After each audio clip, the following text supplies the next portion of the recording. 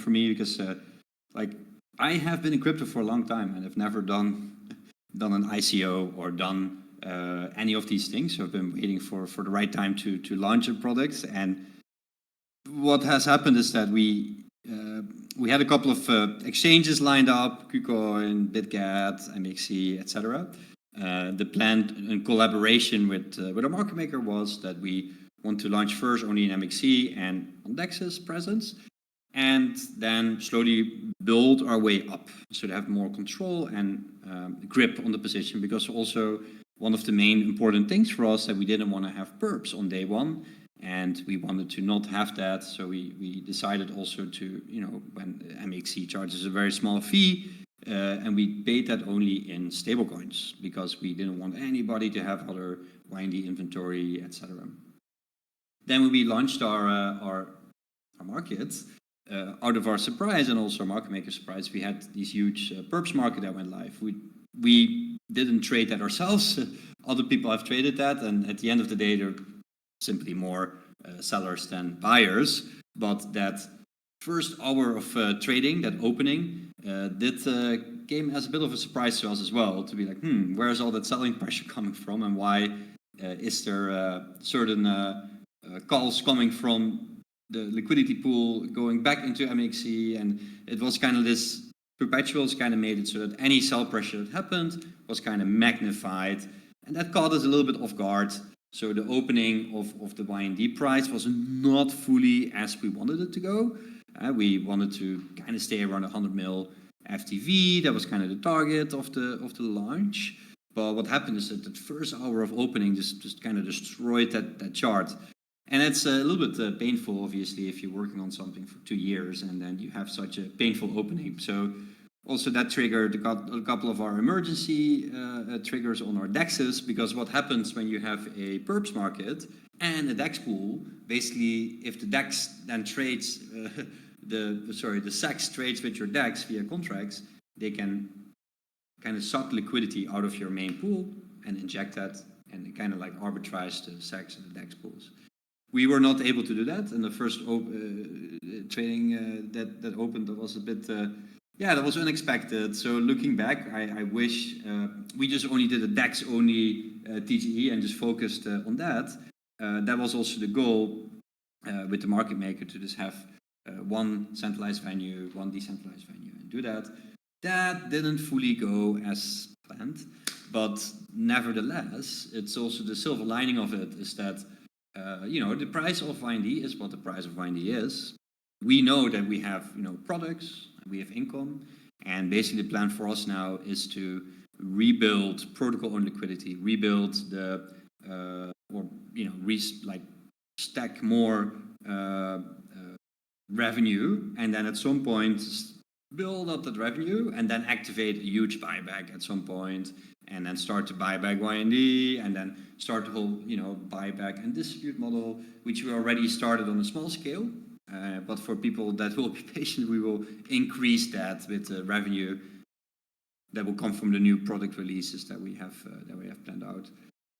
It's a bit of a difficult discussion for me, because it seems that in the market currently that products and projects that are actually building something have a harder time of conquering mindshare or market share, right? We have been working so hard to make the airdrop go very well, and to make our products always super secure and earning high yields, that we're not a project. I see a lot of these projects are only focused on the TGE, and then they have the price high and they dump, right? Maybe the meta how it works now is that actually projects actually have real code, real developer team, real people, real everything, that they maybe start at a lower opening because all that crazy market at this point, and then keep building and then fight our way back up, right? So I think there's quite an interesting inverse market signals ongoing. I would say a lot of projects that maybe pump at the first time don't really have that good tech, because they're only focused on that first pump, and it's we are more focused on the long term at YieldNest, so we want to focus on that now moving forward. it's it's also pretty difficult for us because we had a lot more liquidity ready to inject into the liquidity pool. We had other like exchanges lined up. But yeah, we choose this route, and it's I think also for the better now that we can have, instead of what you sometimes see is that you have these pumps and then people sell, and then basically the other real community members have to buy it at a higher price. Now the price of YND is really low, and we would like to now onboard a very strong community at this level and work very closely together to build new products. Right. On that front, the very exciting thing now is that we're doubling down on protocol revenue, right? So basically, ynRWAx and ynBNBX are already live and printing revenue. This is not yet fully displayed if you go to DeFi Llama, etc. And we're activating some of the fee switches in order to display the revenue and the fees generated in a more coherent way that will then also be picked up by DeFi Llama. So the current data, I don't know where DeFi Llama got it from, but it's not 100% correct. And this will be updated once also YNUSDX that actually went live today. I just pushed YNUSDX live before our AMA. As you can see, the strategy, it's not yet really marketed, and we're activating the different strategies. So right now, the money, some POL is injected, it sits there, and then over time, new strategies will be added, and then the whole flow of YNUSDX will start, right? So that's the first product we're working on. The second product we're working on is ynRWAx. ynRWAx is our new real estate, for a new real-world asset product. Very excited about that. Kind of, it's a lot of different things I've been working on in the past, all coming together to this moment for the RWA product. And it's going to be a non-KYC, non-AML kind of things. We structured it in a very elegant new way, so we can offer these kind of real estate products in a new manner. I think maybe what I should do there, actually kind of exciting. It's a world first. I can take you guys to the pitch deck of that, and why ynRWAx is very excited, because if the RWA product also justifies a little bit more fees, right? Because the products we're offering there is basically private credit structures. So I will talk about that more in. Let me actually showcase the deck quickly. Go. I think it's pretty nice. This is a deck that is just, we're kind of working on this, and it just went live, right? So basically, YieldNest access RWA yields through one single token. So we're using kind of like our same architecture that we have used for ynRWAx and ynBNBX, and we can now use that to kind of stack different duration risks on top of each other and generate yield on these different RWA products. So it's like a first of its kind product. I never seen anything like this in DeFi happen, right? And basically how it works is around 15% yield on the RWA product, and it's going to look very similar to the ynRWAx or ynUSDX products that are live. And we're stacking these different private credit lines on top of each other with different durations. And then you can get around 15% yield on your stablecoins. And it's backed by actual real world assets, right? So it's backed in this case by around $500 million of our real world assets in the real world that's backing this product. The way you can best see it is that, we're working with a really big developer in Australia that has sites. The sites are developed, and then he issues. He wants to build a new site, and then we provide like kind of this private credit line for these developers. This is a very exclusive deal that normally it's very hard to get access to in the real world. Normally we have to work with brokers or other things. We tokenize it, and it's like freely accessible and open for all. And obviously we're also going to stack different DeFi integrations into this as well. So yeah, very excited about ynUSDX and ynRWAx to go live, and this is also going to be this kind of Kickstarter to really balloon up the yields, right? There's already a lot of like family offices and a lot of big, more traditional players that are very excited and like, how can we structure more RWA products like that? How can we structure also debt recovery into these structures? And it's a really exciting moment. We've been working on this. It's not this that happens after TGE. We're already working on this for 6 months, and we just we were planning to release it after TGE, and that's what we're doing right now. So yeah, exciting time. So this is the introduction. Now let me dive right into all like the different questions that I got from Paj. I see also a lot of really good questions coming into the chat. Thank you. I noticed that. And let me actually start with those two. Flex, right? What happened with the MXC YND future launch? Yeah, it's insane. I'm also still trying to piece things together there, right? Like why they notified us like 1 hour, 2 hours before the launch, and we communicate like we don't want futures, we do not allow it, and we thought that was clear, but they still like just pushed it live. And we thought to ourselves, also our market maker was like, well, we're not market making there, we're not market making the futures, so the order book should be very thin. And there's almost no YND liquidity available. So we thought it would not be that big of an issue, but it was a little bit more of an issue than we expected. And but like with these components, TGEs are always a very difficult moment for projects, right? A lot of the TGEs you see are done also by some of the meme coin charts or other charts are done by people that are like focusing full time on like printing these kind of charts. We were also worked with really good market makers and everything, but yeah, it didn't really help, and we had a bad opening of the YND price, and that's the TLDR, right? Like I cannot make that. Yeah, it's kind of what it is, and for me, I'm feeling a little bit like, well, I should have just on the DeFi launch all the sexes and stuff, they will come later once we generate a lot of protocol revenue, once we generate a lot of volume, they will come, and I should have just done a DEX only launch where I'm comfortable, where I know exactly all the ins and outs, right? So looking back, that if I would do it again, I would do DEX only, and more liquidity is being added right now also to the YND pool to decrease slippage, etc. But we had to wait for those perps to be deactivated, because if you inject more liquidity in the pool and these perps are active, poof, they can just suck out that liquidity. So it was a very crazy time for us after working on that for such a long time. It's pretty insane. But nevertheless, we're motivated to move forward. We have a good runway. We're just going to focus on building revenue together. So that's very exciting. All right, let me dive into the questions. I have like 11 questions here. I'm going to speed run through this.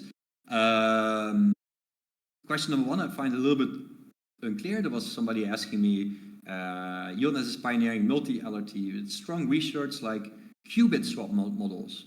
We don't really use qubit swap modules. I'm not really familiar with that, but I didn't see that research yet, but we are definitely, we're using a completely new vault architecture, right? And again, it's a funny thing because a lot of protocols at launch are just forks of other protocols, or are just like, oh, we just copy another existing thing and launch it somewhere else. Like YieldNest is completely new code, right? We built our vaults from the ground up. Our RWA structured products or DeFi structured products are completely new product ranges that we have built. So it's a very exciting moment, and I think there's a lot of value there, and the market right now is underpricing that, I think. So it's a bit of an alpha right there.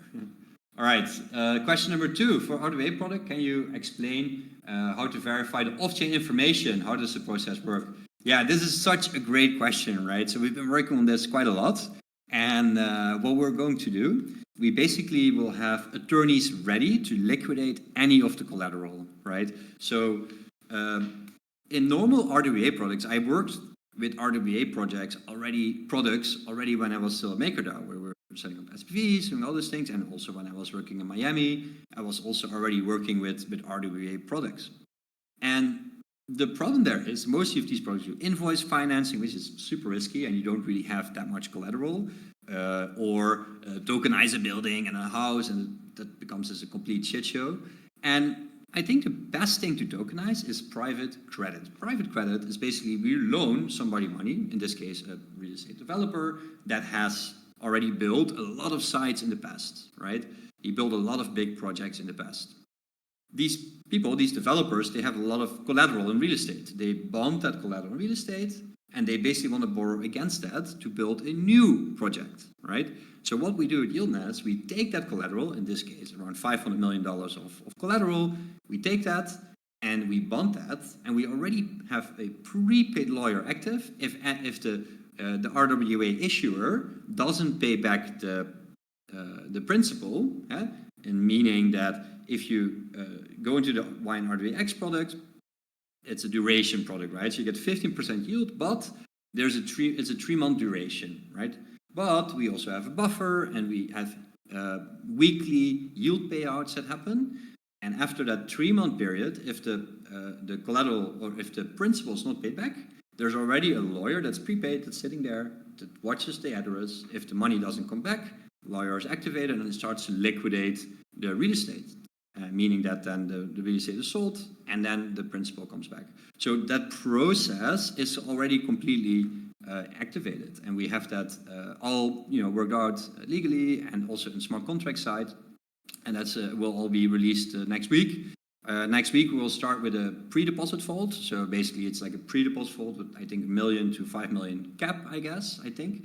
And then once probably after a week or longer, depending on the interest, we will let it fill up a little bit, and then we start the strategy. So the money that flew in at that point will be injected into the ynRWAx strategy, and then it's a 3-month duration, and after those 3 months, the product rolls over into a new maturity term.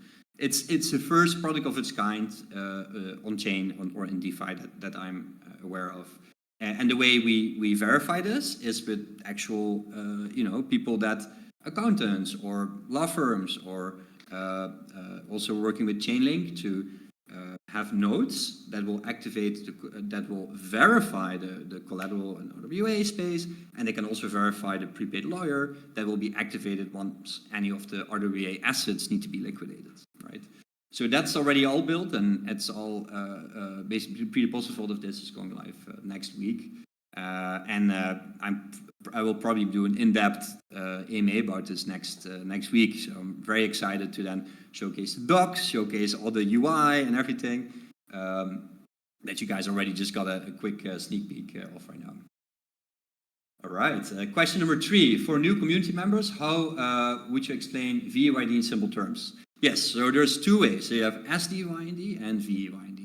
SDYND is kind of like a liquid locker, so that gives you a liquid position of a staked YND position, and you can vote on gauges and other components.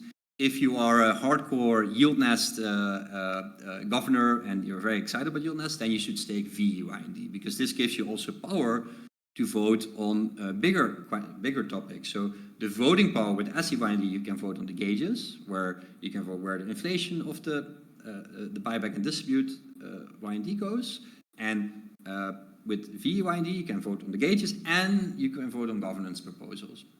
Since we just had our TGE, our governance system is just it's deployed, it's working, we're testing everything, and we're going to have our first votes and things going live probably after we release the RWA product in order to have everything tested and get those staking percentages up as well. I hope that was a good explanation, and more questions, please let me know. How was the launch of YND changed internally at YieldNest? How has the launch of YND changed things internally at YieldNest? Yeah, I would say for me personally, I have a way bigger conviction now to DeFi. Because the thing is with what I said, it's really hard to point fingers because you don't have the transparency, right? If you're working with centralized exchanges. So for me, after doing the TGE and seeing what happened on MAX in the first hour of opening, you can see it in the chart. That was not us dumping it. We're buying at that point, but it kept going down and there was not that much supply. So it was very suspicious. But we don't have proof. We cannot. Well, we have the tapes. MAX gives the tapes and the API data, but that's it, right? So we saw that that was weird. So looking back, What changed for me is that I'm even more bullish on DeFi than I was before. I never really interact that much with centralized exchanges, but having this experience now with the different centralized exchanges we're interacting with, I would say stay on DeFi and try to keep control of your own money and don't trust any of these centralized exchanges. That's all I can say on that. Question number 5, could VYND be used beyond just governance, maybe for access or other contributions? Yeah, maybe in the future there could be certain gated components there, but I think ideally I want to have that in their own sub-DAO areas, for example, YieldNest DAO or others. I think VYND is a very special asset that will be very valuable to vote on key protocol decisions, right? So it is an asset that is also powerful, that can make, in the future, can make certain decisions that can influence the protocol. So I think VYND stays very pure and SCYND for the gauges. And I think we keep it at that, and then you will get eventually sub-DAOs where people need to bond to VYND and can become governance, etc. This is an ongoing kind of research topic here, and we want to, when, for example, ynRWAx reaches $100 million in TVL, that means that we have quite sufficient income from that, like millions per year, right?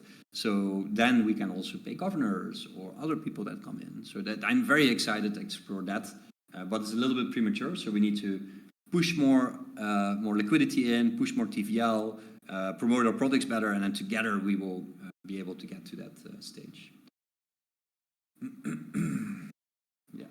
Question number 7. Are there any examples of protocols or governance models inspired of design for YND? Yeah, so I took a lot of inspiration from VECRV.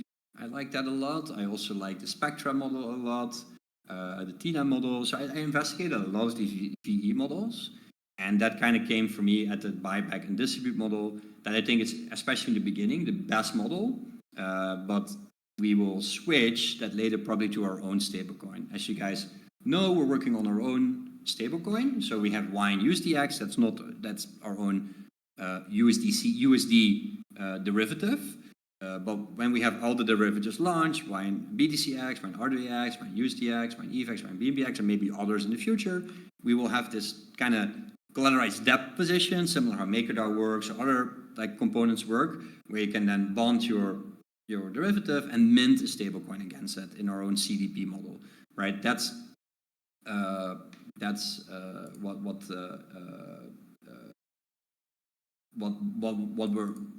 we're also working on currently, and it's a very exciting time. And it will not only be YND pays out, but at some point you can choose, like similar if you're familiar with YieldNest YCRV, you can either pick, I want CRV or I want the CRV USD token as a reward, right?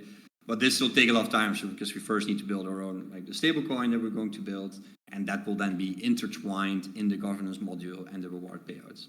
It's also important to notice that obviously all the rewards generated are in ETH and stable coins or BNB or the RWA, also USDC, and there's real money coming in that will buy YND, so it buys up a portion of the supply and distributes it back to users, and you get this more volatility in the system. So that's why we're doing that. Yeah, if we fast forward 6 months, what would a successful YND ecosystem look like? Yeah, I want to get over $100 million in the ynRWAx product. If we reach that milestone, then we're basically we're the powerhouse of DeFi and RWA kind of structured product. That's like my end goal, and eventually also to create certain derivatives for people, because ynRWAx is a completely uncorrelated product that, from crypto. Like the 15% yield generated there is non-correlated to crypto. So you have this uncorrelated yield asset. And my goal eventually is, and I said it already to Miso Jumper, is to, for example, create a tree pool or have people use these assets as a safeguard against downside protection of the market, or if somebody wants to have ETH exposure, stablecoin exposure, BNB exposure, that they use the YieldNest products in order to get max risk-adjusted returns in their portfolios. It's also what I'm doing myself in my own portfolio, and then combining that in certain pools, right? So what I personally like to do is a tree pool. So you could take, for example, YNBTCX, YNETHX, and ynRWAx or YNUSDX, and create like this composability of different yield generating assets, put them in one pool, and have also people swap against that. Right? That will be a really cool stage to be in. And then we have this indexes. We have our own derivatives, RWA products, and then if you combine that, you basically have this decentralized protocol, which is the apex of yield generation, right? Because at some point, it should all go to the community and the governance will decide, oh, let's do this product, let's do this strategy, let's do that strategy. That would be, for me, a clear sign of success when we get more strategy suggestions and also more builders coming in to help us build the strategies. And there's obviously also incentives or grants to improve certain strategies, compositions, or research. And that's that will be a success for me in 6 months if we can achieve that. And I think we can. If we currently look at how much money we already raised for ETH and BNB and BTC, I feel pretty confident that we can raise like 100 mil also in stablecoins for our ynRWA product. It's a very unique kind of offering. There's none of it on the market yet. So it's kind of like a first that I see this in DeFi, in the way we're structuring it with a buffer strategy, term durations, tokenized the depth as well. And yeah, that product I have not seen crypto yet, and I feel very confident that we can make that into a huge success together. Yeah, the next question. What is one of the principles that a team refuses to compromise no matter how fast YieldNest grows? Yeah, for me, open source code is for me very important. I really want to keep developing in the open, right? Like, all the code that YieldNest produces is all open source, right? Very important to me because I think we're still very early in DeFi. So I really want to do this as I want to do this in a way that pushes the whole space forward. So the new products we create are open source, and we can showcase, look, this is the code. If you invest in a DeFi product, the code should be open source, in my opinion, because then people need to be able to verify what the hell is actually happening with the funds that are in these products, right? And also the settlement, the BNB settles to BNB layer 1, the RWA product is going to settle also to ETH layer 1, and we can build more products that have these settlement assurances, and that is for me very important to always have that present. And there's one little trick that I actually realized that a lot of people maybe not 100% familiar with that, but if you, for example, go to ynETHX or other products, there's this little debank logo. You can actually click on the address, and you can see that we sync our accounting always back to the base layer, right? And I think that's also a very important thing for me personally to always make sure that the products we build are transparent, open source, and self custodial. Yeah. Last question of this list, and I'm going to dive into the questions here in the chat. What's one of the things that you wish people knew about what goes on behind the scenes at YieldNest? Yeah, I wish people would see all the hard work we're putting in. I think people do see that. We're working basically day and night here, very motivated team. And it's, that you can see that in the GitHubs, right? If you go to our GitHub, you can see the amount of code we're pushing. I'm really proud of that. I think that we should probably showcase that a little bit more.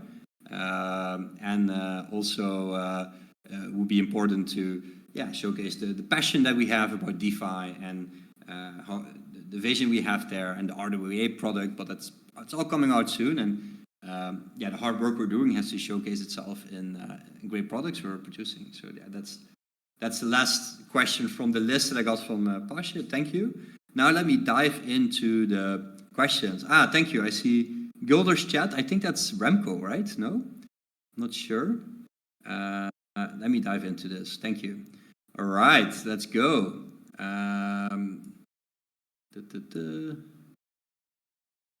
Okay, I see a lot of questions here. Great, love it.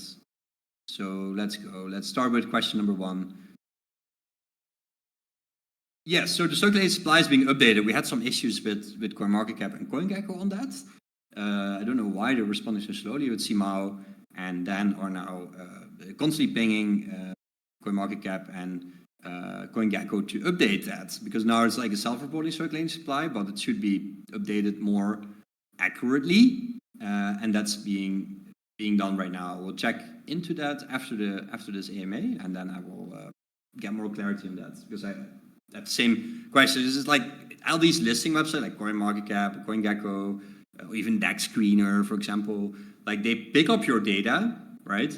And if you want to change it, you have to pay for it. Like for example, DEX Screener, you have to pay money again to. They picked up wrong data. And luckily, DEX Screener seems to be all right. About CoinGecko and CoinMarketCap, we are pinging them constantly. Like, guys, that's not correct. Please update the right supply numbers. And then you should be able to also see, according to the unlocks on the community wallets or the other ecosystem wallets, you can see what the circulating supply will be. And also for the VE model. Yeah, the VE model, like I believe in VE models that have a predictable kind of like inflation into it. So the way we started it with the VE model is I kind of like to have a little bit more, control in the beginning, but then once we see the revenue numbers are coming in, okay, this is the revenue that then buys back YND, and then there's a little inflation on top of that as well in order to incentivize products. And basically, why do we do that, right? I think it's also a very important and very interesting question of YND represents a share of protocol revenue. And it's actually really cool in crypto that we can build products like ynRWAx or other products that people that support us early on can then earn YND tokens that will earn you a share in the future protocol revenue of these products, right? So we're releasing it. We have the YND token released. It's in the wild. It's trading. The price is lower than I expected. In my opinion, it's a market buying opportunity. I have my buy orders, etc. also open if it dumps further. So we are. I personally also like, well, I'm going to buy back YND at a certain point, obviously. But the way this works, you basically earn these tokens or you buy the tokens, and then products are released, and they have a certain inflation rate. But eventually, the inflation rate flips the protocol revenue should eventually be higher than any of the inflation rates of the YND incentives that will be distributed. So that is the eventual goal, and eventually you'll find this equilibrium between an incentive and an income of the protocol, and that becomes at some point kind of one-to-one, and eventually you want to have more protocol revenue and inflation, and then your token starts this flywheel, right? And you can see these flywheels are very complicated and difficult. There's a lot of entropy, and even protocols like Curve or Convex or Resupply or others of YERN, etc. They're also still like struggling to find that right balance between how do we do that, and that's why there's governance portals for us all together to calculate these numbers. So yeah, very exciting time, and I'm very bullish and positive about the future because I do see the interest for the RBA products and the stablecoin product also be promoted. So that's exciting times. I hope that answers the question clearly. And moving on to question number 3. What are the plans regarding fees from RBAs? Yeah, to YND holders. Will we get percentage? Yes, yeah, all products. So all YieldNest products, and you can see that in our tokenomics page, they all have to flow to these fee collectors, right? So there's no way that when we release a product, when fees are being collected via our fee collectors, they have to inject it into the VYND. There's no other ways to collect fees, right? So there's fee collectors. The fee collectors collect, like there's yield generator, ynRWAx and ynBNBX. Fee collectors take a little bit of that fee, or also the ynRWA product. ynRWA product will have a 1% management fee and a 10% performance fee. Give or take, it might change a little bit. We might not charge a manager fee, but a higher performance fee. That's still a little bit in flux, but something like that. And that will all flow back to the YND holder. So we have now as this mission, before it was, we want to make a really good airdrop. We really want everybody to feel happy about the airdrop. We want to kickstart a governance system. We want to kickstart our community. We want to onboard more people to YieldNest and distribute our governance power to people that can help and support us in all these difficult decisions. That's now happened, and now the main goal of YieldNet is protocol revenue and making YND into a valuable asset where there is a speculation element of like, how much yield they will generate in the future, speculative, and that's the YND element, and then you have the VYND element where people that actually want to participate in the protocol and earn some rewards, right? So these things are both separated. All right, question number 4, what is the marketing plan for RWA product? It needs to be fast considered unless it's more for corporate users. Yeah, so it's a bit of both, right? So I'm always of the opinion, for me, that when you design proper DeFi protocol, it doesn't really matter if it's for an institutional user or for a retail user or whatever, right? Because at the end of the day, it's just logic and code on a blockchain that people interact with, right? Obviously, the institutions always want to have a little bit of a TikTok dance, I call it. They want me or other people just come on the screen and hey, hello, we're real people. It's just like this funny element, and we will do that. So there is an arm of PDs and people that are going out and selling the RWA product, but I also believe there will be a lot of organic demand into this product itself. It's an uncorrelated yield asset that will generate 15% yield, but in my opinion, relatively low risk because you can see all the collateral that's backing this RWA product. The only danger that you have, and especially the first ynRWAx that we're going to release, is just a 3-month kind of phase 1, right? How it works, and then, again, you invest USDC, then it will be injected into this loan agreement, and it's a 3-month term. But there is a buffer, right? So there will always be this 20% buffer. But it could be if everybody withdraws, then it could be that the buffer gets depleted, and then people might want to get out for whatever reason, and they can use the pools, right? But there will be some slippage, so people can buy it up again, and then after 3 months, after the duration matures of the RWA product, all the collateral and all the principal comes back into the vault, and then people can claim it for the original price. So it's this kind of new like, it's a little bit exactly how the current bond market works or how banks work, and we modeled that all into this new asset, and it's going to be very excited to see like what's going to happen. And there's so many design directions that we can take that still. So what we're doing now, we're making that kind of like that base configuration, and then we're going to start. We're just going to go to market. We're going to start. We're working on this for 6 months, so it's not like a hasty decision, but we're feeling ready to release the first stage of this product. And then later you could see ynRWAx that is stacked with maybe 4 different durations on top of each other. There's 4 different maturity cycles, and then it will become a little bit more of a more advanced product, but still always with that kind of simple interface of like, deposit USDC and get the RWA asset back, and then you can go in DeFi, you can loop it, you can go to Spectra. We're having a partnership with. We're talking with Gauntlet, we're talking with Spectra, and all these integrations will kick off, and then I think we might be able to kickstart a new, RWA-Fi summer or something like that. I've been actually, funny enough, always a little bit skeptical about RWAs because, in my opinion, the only RWAs are like miners or something, which you need to have this provable record of like where's the RWA actually sitting, but we now have that via Chainlink. We have proofs that we can sync on chain, and as you can understand, the real estate or the land is real. It's real land somewhere, and you can see that in a database where you can actually you can prove certain HTTPS calls of that and sync that into the product as well. So that's something we are also exploring, and then I think RWAs will become more real, and I think also now is the time to do this with all the ongoing action. All right. Moving on, I hope that answers the question. So I think, it's for corporate users and retail users alike. It's going to be a super simple interface for everyone that wants to get involved. If you want to go really deep, you can also do that in the smart contracts or in the documents that are backing the collateral. It's all possible. Very excited. And it hopefully markets itself organically because there's organic marketing. And we also have a whole marketing arm to push it more to institutionals and family offices, etc. Also for them, right? They don't like counterparty risk. Like none of these big funds. Normally, when you get deals like this, when you have a private credit deal, as you can imagine, there's a developer. Developer needs to draw down money from the banks or from private people, and what happens is that these deals normally have a bunch of brokers around it and things, and we directly went to the source and tokenized it, right? So this is also what the institutionals like, because they can transparently see all the middle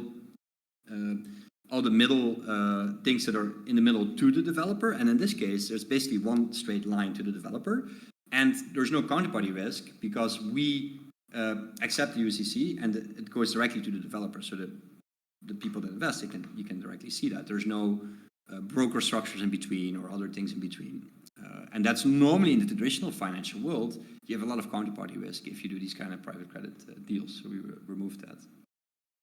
All right, moving on. I love the questions. Please keep them coming, guys. Please keep them coming. And I hope I answer all them correctly. I will slowly work my way down. I really appreciate these questions. Thank you so much. All right, what's your predicted APR for us YND holders, stakers, once RWA function and ynRWAx goes live? Yeah, that's a great question. So we didn't, currently, after our shitty opening, like let's say it as it is, like our TGE opening was, we wish for a better opening, but it's kind of what it is. We can see it as a market opportunity and just a way to keep building. And I think like once we activate the buyback and distribute model, the APR is going to shoot up. I don't know to where. That also depends, of course, on how many people are staking, etc. Right now, the APRs are pretty low. People that want to leave or want to sell, they should be able to just sell it if they want to.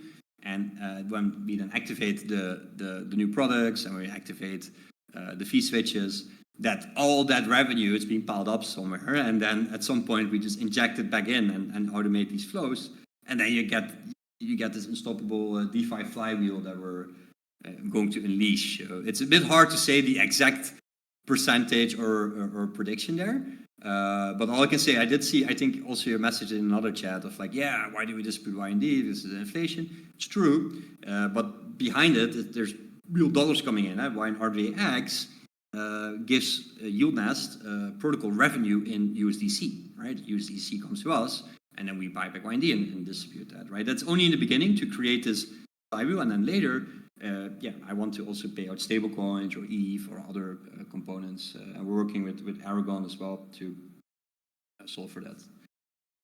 All right, going to number 6. Have any large companies or large exchanges, compared to MXC? Yes. Yeah, 100%. Like we had a lot of big exchanges also like asking us questions or wanting to work with us, but I think those prices they are charging are insane, and I want to make Wintrop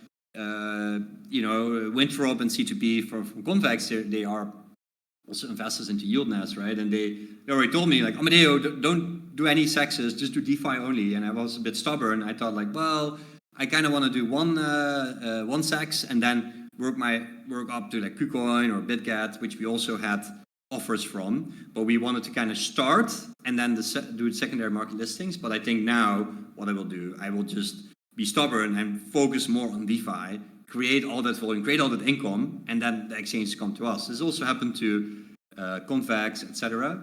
It was a bit of a different time in DeFi, but I think we could still get that done. And also what I've been learning and doing a lot of data analytics on all these exchanges, and for example also in MEXC, the user numbers are a lot fake, and there's a lot of bots, and there's a lot of weird things happening on these things.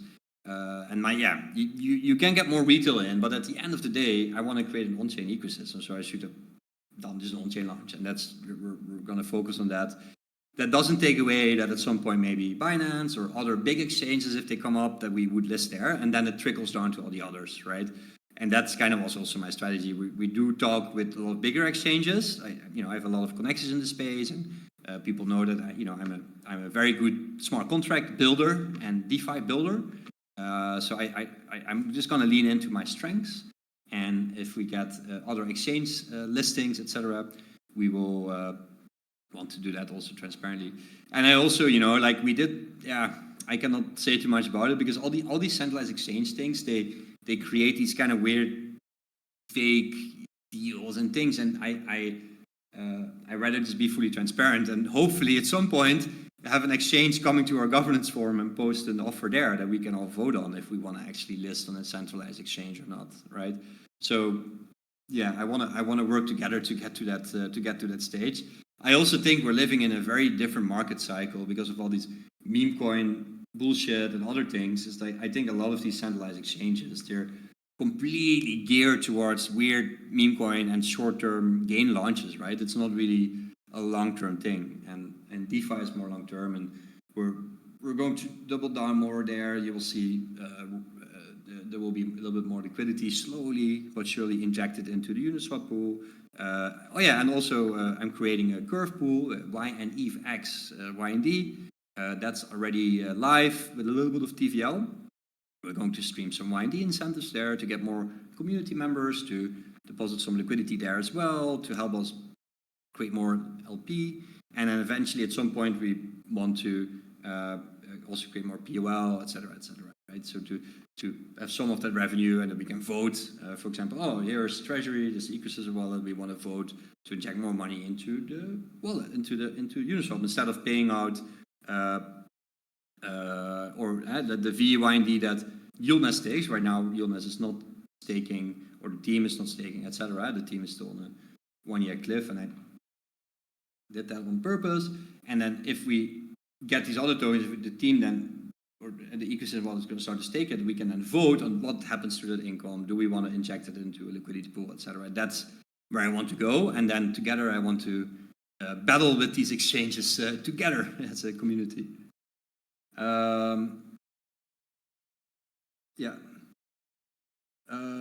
So wait, I just answered this. Yeah, ynRWAx is indeed just activated, so just went live, just like 1 hour before our AMA, and it's already on the website and everywhere. And the yield strategies are being activated. So what's really cool about this, and I would recommend everybody to read about that, like how do we like this here. Here, this section about integrating new strategies, right? So I'm not sure if everybody's aware with how our vault architecture works, right? So basically, we have deployed the ynRWAx like vault, right? So top level vault. So that's like the when you call the contract, it gives you ynRWAx, right? Then that's the first MAX LRT vault, a very elegant vault that just kind of managed all the accounting of the other underlying strategies, right? Then that's the first step to activate that. Then the next step is that inject a little bit of liquidity. You can see there's just like 50K in there that just got deposited. Then that money will be slowly activated via our transaction guard system, where any money that goes into MAX LRT can only flow in certain paths to strategies, right? So it's very isolated in that sense. There's no there is off-chain components, but all the accounting of all money movements happens on-chain, right? So then when we activate our USDC like strategies, they will slowly but surely start to display themselves underneath there, and then you will see when the money flows in, bloop bloop bloop. You will see that you will be able to see this live. Maybe it's already happening because I was like, I want to get it live before the AMA, and I just wanted to push it live. Oh, it's still at this lower level. Let me actually open here and actually walk you guys through this. 1 second. Yeah. Yes. Go live. Okay. Yes. So here we go. So as you can see here, I wrote it down. It's a bit nerdy, but you can see here how it all works, right? How new strategies get added. And then if we go to ynRWAx, we can see, yeah, it's a very low yield right now, because you can see the strategies are there, but the money is going to drip into these strategies slowly but surely.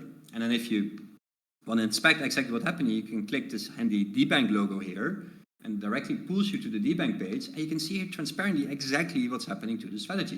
And you can see the USDC is right now just sitting in the wallet, a little bit of money sitting here in the Morpho strategy. But soon, the other strategy is going to be activated, and then you will see bloop, bloop, bloop, bloop, bloop, all the other strategies being added, and it's all kind of syncs back to the main asset YND actually you can see all the assets sitting there and all these strategies will be activated, right? So if, for example, go to ynRWAx, there's a little bit of the privacy of pricing. There's no accounting issue, but it's just for the bank and other oracles, different pricing. But you can see there's around 12,534 ETH in here on $30 million. And here you see there's more strategies activated. And if you then click on that logo, you can actually inspect and see exactly what these strategies are, where the money is, what it's actually doing, and how does it work. You see, it's all in sync. Yeah, there's a little bit more here, but the bank's pricing is a bit different. Right? This is the real amount, and you can see here exactly what's happening. And yeah, that's why also for the YNDX strategy, it's still starting up basically. All right. Thanks for that question, and I hope that's clear. So you can already deposit if you want to, and then soon it will start to earn a yield. I think it's probably going to be between 5 and 10%, right? And it's this risk-adjusted rate, and you have this liquid position that you can then take. You can put it on the other positions as well to increase your yield as well. All right.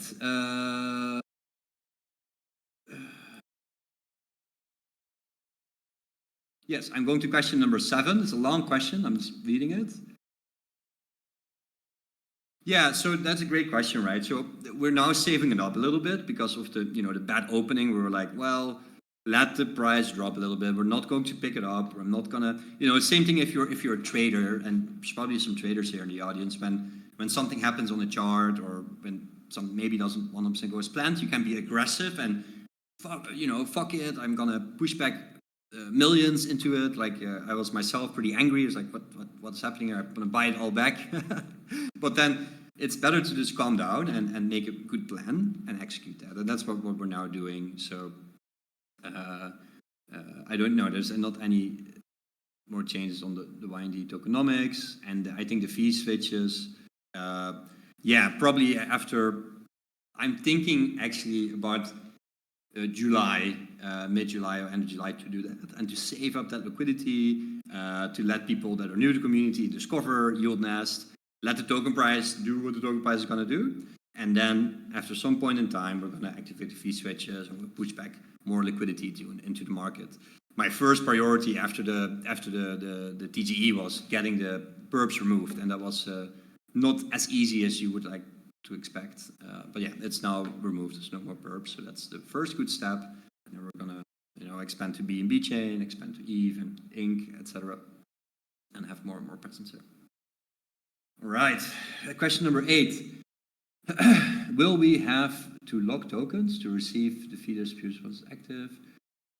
So basically, if you hold SDYND or VYND, you will be able to basically receive those fees.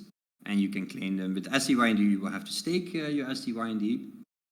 VYND, just from YND to VYND, you will be able to get those rewards. Yes.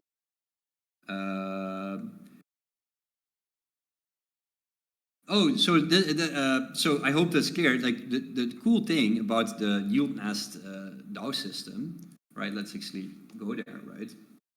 So the cool thing is that when you stake and I hope that's clear, right? Like I hope we communicate this clearly, that if I go to stake,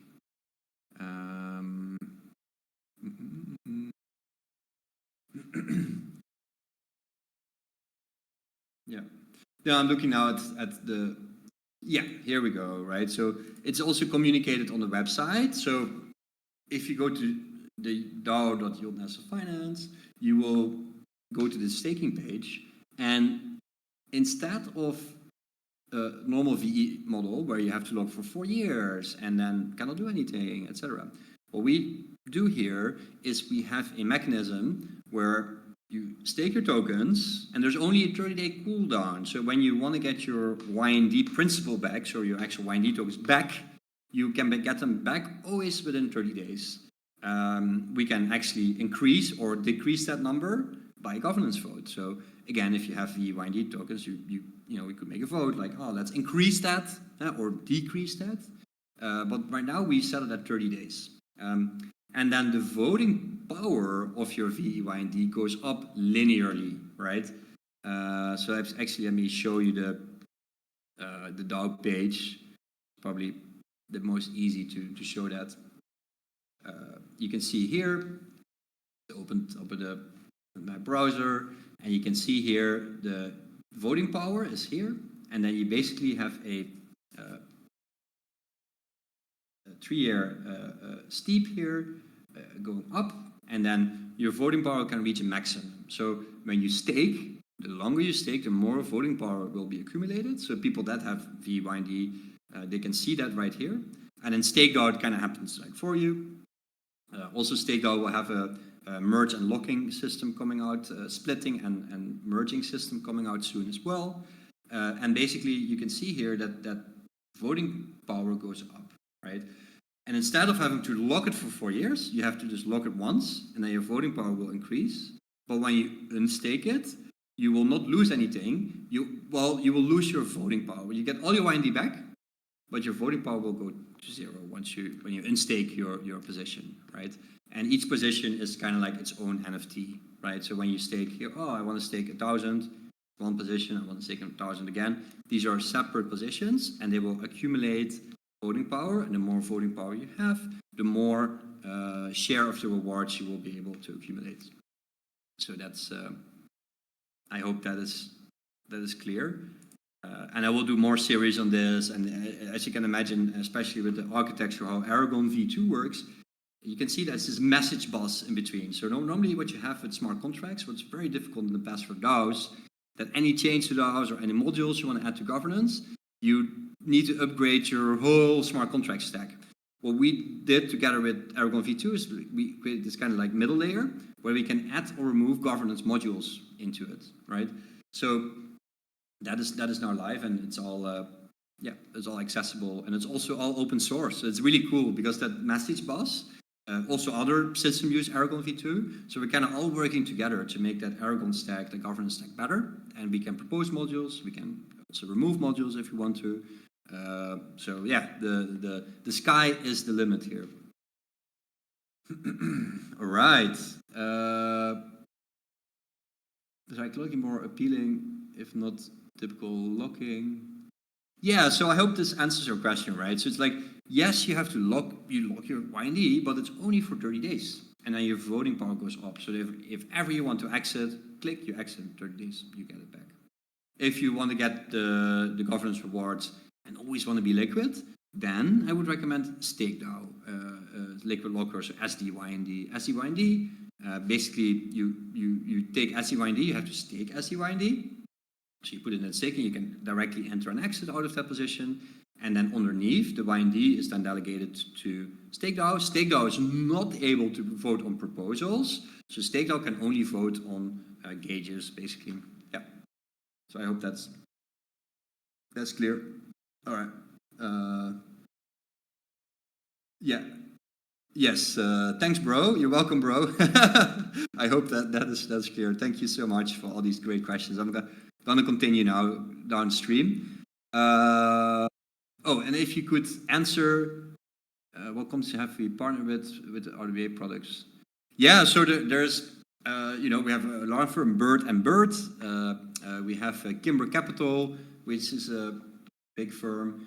All that information will be shared next week. So we have like a whole list with partners. It's quite a project with a lot of influential people involved, right? It's not just RWA, whatever. We've been working on this for some time now. Yeah. I already used the X question. Already answered. All right, let's go. Continue. Flex. Let's go.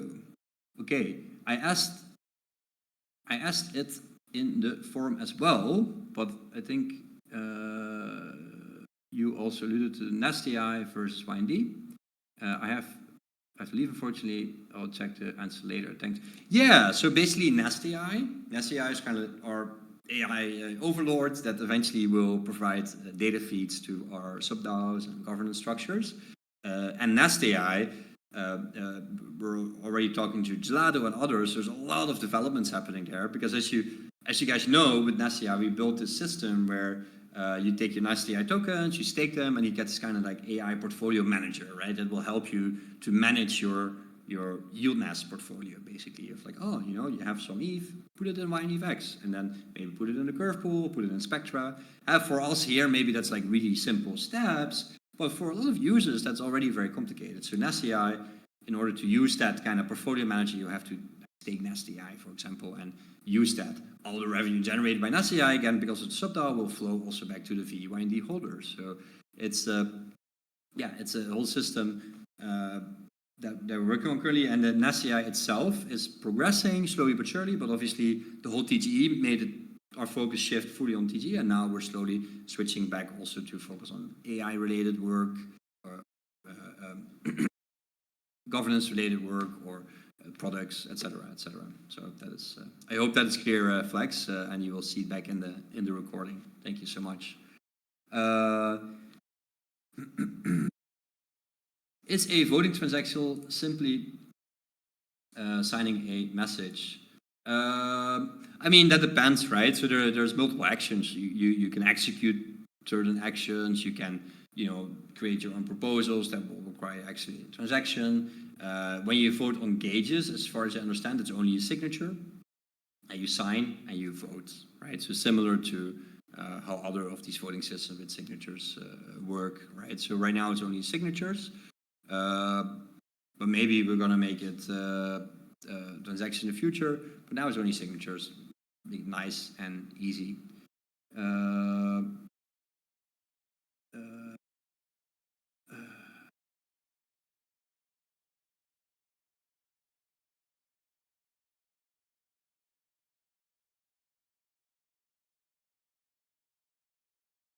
Yeah, okay, I see.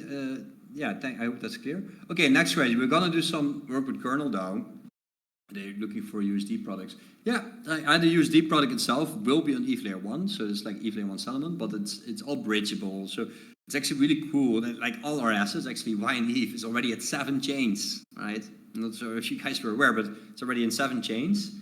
It's just the multi-chain universe is a little bit more challenging than anticipated, right? Like if you bridge an asset to a chain, it's not as easy as just like, all right, we bridge an asset and then you get TVL. No. You need to inject also a lot of protocol and liquidity. You need to do a lot of marketing around it. So it's a bit more hands-on than expected, but we're already at a lot of different chains, and also the USD product. Yeah, we'll be happy if Kernel wants to accept that as collateral. Working closely with Kernel already. So yeah, that is a great idea. I will indeed talk with Kernel about this and see how we can increase the protocol there. Yeah, and again, I want to highlight ynRWAx is getting so many really cool integrations everywhere. I'm still very proud of the Infinex integration that we received. Yeah. So yeah, all super exciting developments, and we're looking forward to keep continuing, keep building, keep being positive, keep building cool integrations, and yeah, we're very excited for what the future has to bring, and yeah, I can't wait to share it with all of you guys. It's amazing. Are there any more questions, or did I respond to all of the questions that people have? Please let me know in the chat if there's any more questions you want me to respond to. I will have to sign off. I have a lot of work to do still tonight and today. So, yeah.